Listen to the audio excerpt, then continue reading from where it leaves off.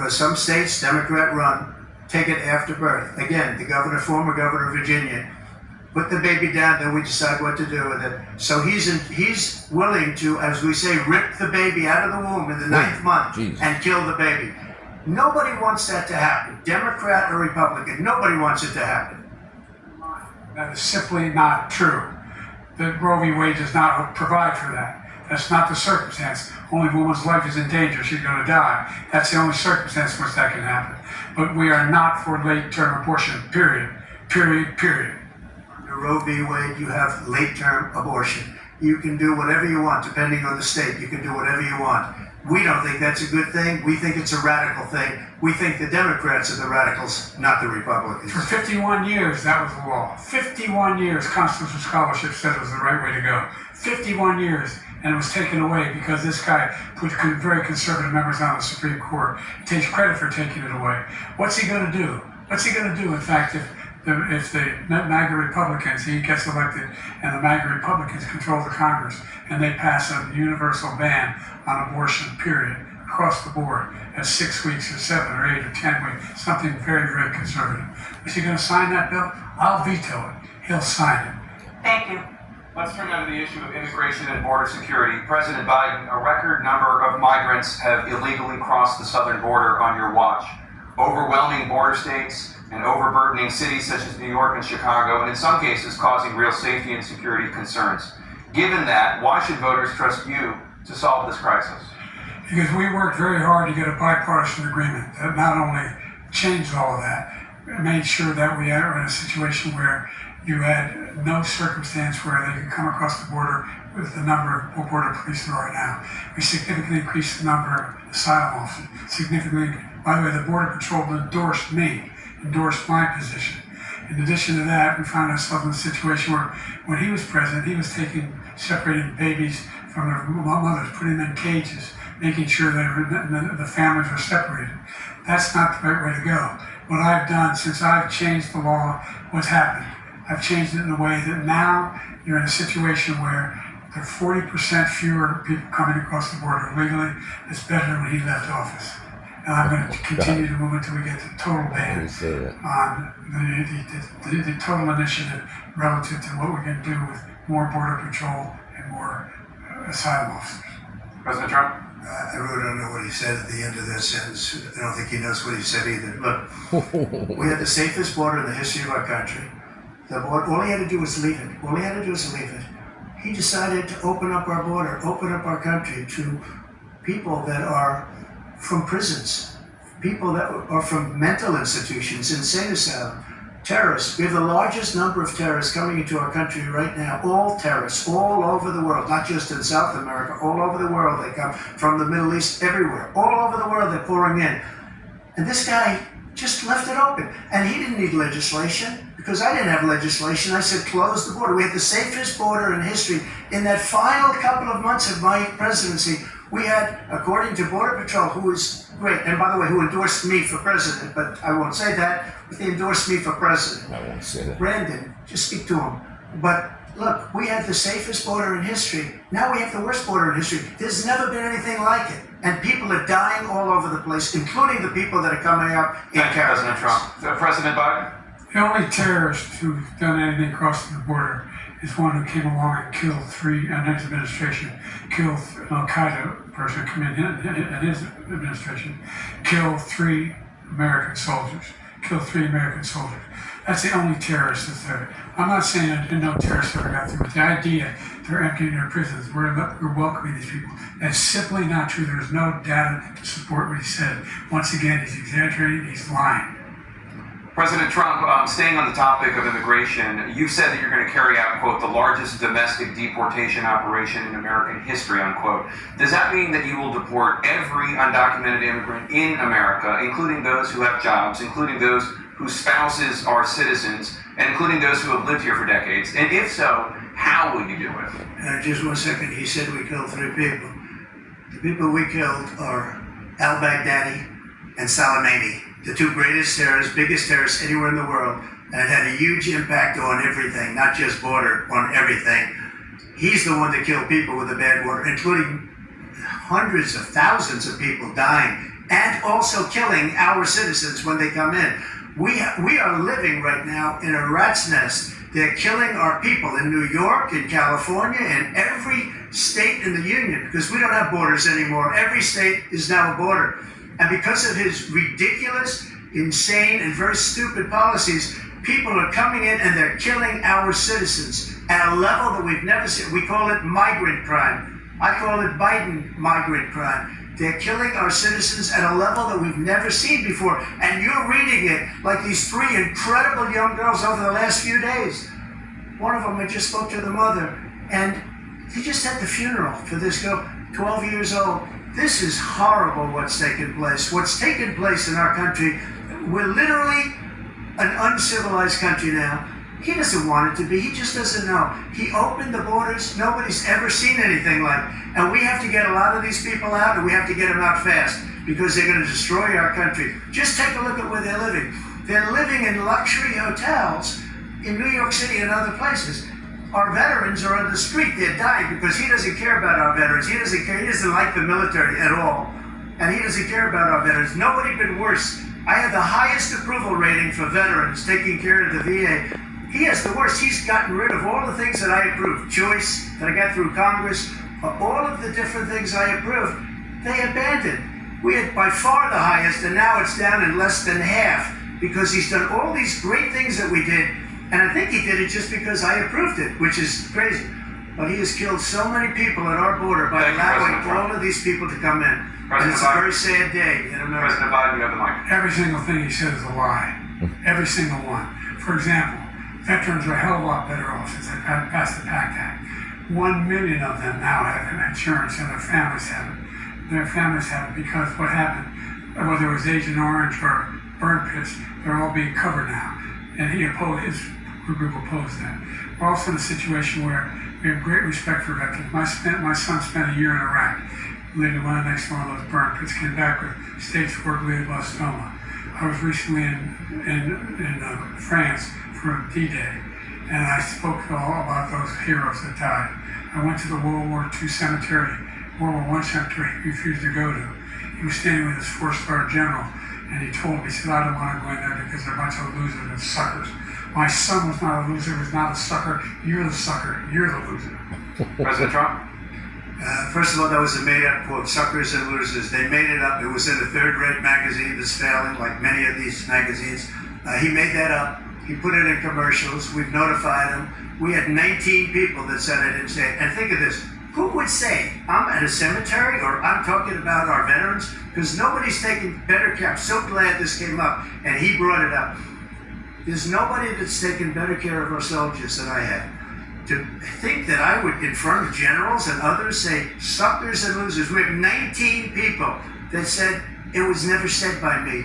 It was made up by him, just like Russia was made up, just like the 51 intelligence agents are made up, just like the new thing with the 16 economists are talking. It's the same thing. 51 intelligence agents said that the laptop was Russia disinformation. It wasn't. That came from his son, Hunter. It wasn't Russia disinformation. He made up the suckers and losers, so he should apologize to me right now. 4-star general standing to your side who was on your staff who said you said it, period. That's number one. And number two, the idea that I have to apologize to you for anything along the line. We've done more for veterans than any president has in American history. And they now are their family. The only sacred obligation we have as a country is to care for our veterans when they come home and their families and equip them when they go to war. That's what we're doing. That's what the VA is doing now. They're doing more for veterans than ever before in our history. All right, thank you so much. Topic of foreign policy. I want to begin with Russia's war against Ukraine, which is now in its 3rd year. Former President Trump, Russian President Vladimir Putin says he'll only end this war if Russia keeps the Ukrainian territory it has already claimed and Ukraine abandons its bid to join NATO. Are Putin's terms acceptable to you? First of all, our veterans and our soldiers can't stand this guy. They can't stand him. They think he's the worst commander-in-chief, if that's what you call him, that we've ever had. They can't stand him. So let's get that straight. And they like me more than just about any of them. And that's based on every single bit of information. As far as Russia and Ukraine, if we had a real president, a president that was respected by Putin, he would have never invaded Ukraine. A lot of people are dead right now, much more than people know. You know, they talk about numbers. You can double those numbers, maybe triple those numbers. He did nothing to stop it. In fact, I think he encouraged Russia from going in. I'll tell you what happened. He was so bad with Afghanistan. It was such a horrible embarrassment, most embarrassing moment in the history of our country, that when Putin watched that and he saw the incompetence, and he should have fired those generals, like I fired the one that you mentioned, and so he's got no love lost, but he should have fired those generals. No general got fired for the most embarrassing moment in the history of our country, Afghanistan, where we left billions of dollars of equipment behind. We lost 13 beautiful soldiers, and 38 soldiers were obliterated. And by the way, we left people behind too. We left American citizens behind. When Putin saw that, he said, you know what? I think we're going to go in and maybe take this was his dream. I talked to him about it, his dream. The difference is he never would have invaded Ukraine. Never. Just like Israel would have never been invaded in a million years by Hamas. You know why?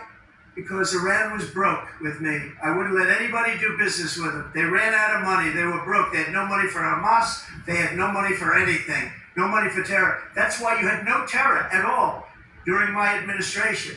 This place, the whole world is blowing up under him. President Biden? I've never heard so much malarkey in my whole life. Look, the fact of the matter is that we're in a situation where, let's take the last point first.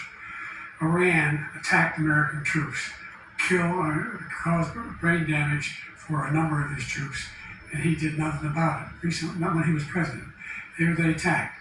He said they're just having headaches. That's all it is. He didn't do a thing when the attack took place, number one. Number two, we got over 100,000 Americans and others out of Afghanistan during that airlift. Number three, we found ourselves in a situation where, if you take a look at what Trump did in Ukraine, this guy told Trump, do whatever you want, do whatever you want. And that's exactly what Trump did to Putin, encourage him, do whatever you want. And he went in. Listen to what he said when he went in. He was going to take Kyiv in 5 days, remember? Because it's part of the old Soviet Union. That's what he wanted to reestablish, Kyiv. And he, in fact, didn't do it at all. He wasn't able to get it done. And they've lost thousands and thousands of troops, 500,000 troops.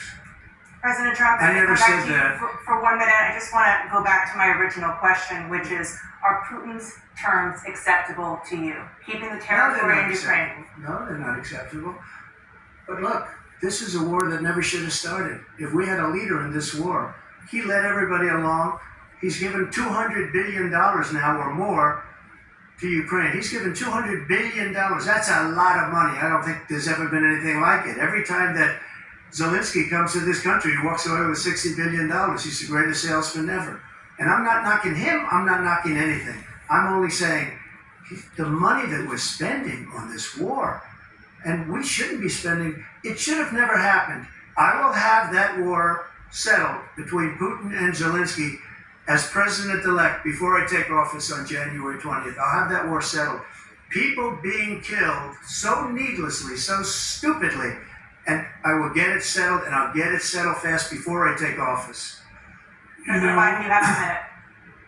The fact is that Putin is a war criminal. He's killed thousands and thousands of people. And he has made one thing clear. He wants to reestablish what was part of the Soviet Empire, not just a piece. He wants all of Ukraine. That's what he wants. And then you think he'll stop there? Do you think he'll stop when if he takes Ukraine? What do you think happens to Poland? What do you think of Belarus? What do you think happens to those NATO countries? And so if you want a war, you ought to find out what he's going to do, because if in fact he does what he says and walks away, by the way, all that money we give Ukraine for weapons we make here in the United States, we give them the weapons, not the money at this point. And our NATO allies have produced as much funding for Ukraine as we have. That's why we're strong. Thank you. Moving on to the Middle East. In October, Hamas attacked Israel, killing more than 1,000 people and taking hundreds of hostages. Among those held and thought to still be alive are 5 Americans. Israel's response has killed thousands of Palestinians and created a humanitarian crisis in Gaza. President Biden, you've put forward a proposal to resolve this conflict, but so far Hamas has not released the remaining hostages, and Israel is continuing its military offensive in Gaza.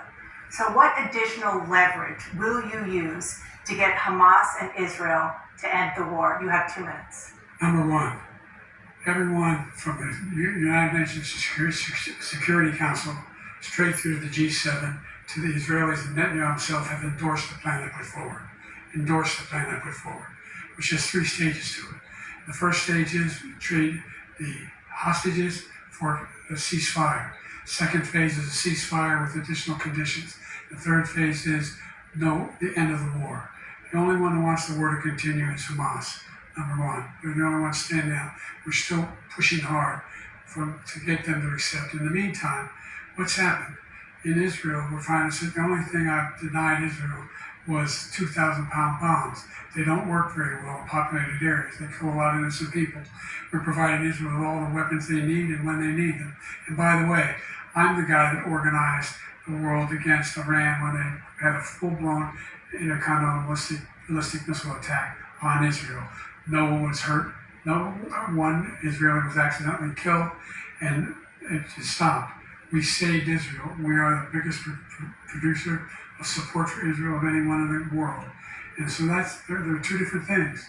Hamas cannot be allowed to be continued. We continue to send our experts and our intelligence people as to how they can get Hamas like we did Ben Laden. You don't have to do it. And by the way, they've been greatly weakened, Hamas, and they should be. They should be eliminated. But you've got to be careful for using certain weapons among population centers.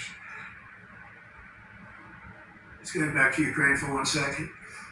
We have an ocean separating us. The European nations together have spent 100 billion, or maybe more than that, less than us.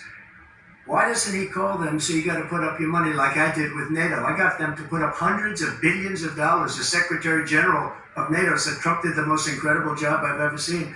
They wouldn't have any, they were going out of business. We were spending almost 100% of the money was paid by us. He didn't do that. He's getting you got to ask these people to put up the money. We're over $100 billion more spent, and it has a bigger impact on them because of location, because we have an ocean in between. You got to ask them. As far as Israel and Hamas, Israel's the one that wants to go. He said the only one that wants to keep going is Hamas. Actually, Israel is the one, and you should let him go and let him finish the job. He doesn't want to do it. He's become like a Palestinian, but they don't like him because he's a very bad Palestinian. He's a weak one. President Biden, you have a minute. I've never heard so much foolishness. This is a guy who wants to get out of NATO. Are you going to stay in NATO? He's going to pull out of NATO. The idea that we have, our strength lies in our alliances as well. It may be a big ocean, but we're ever able to avoid a war in Europe, a major war in Europe? What happens if, in fact, you have Putin continue to go into NATO? We have an Article 5 agreement. Attack on one is attack on all. You want to start the nuclear war he keeps talking about, go ahead. Let Putin go in and control Ukraine and then move on to Poland and other places. See what happens then.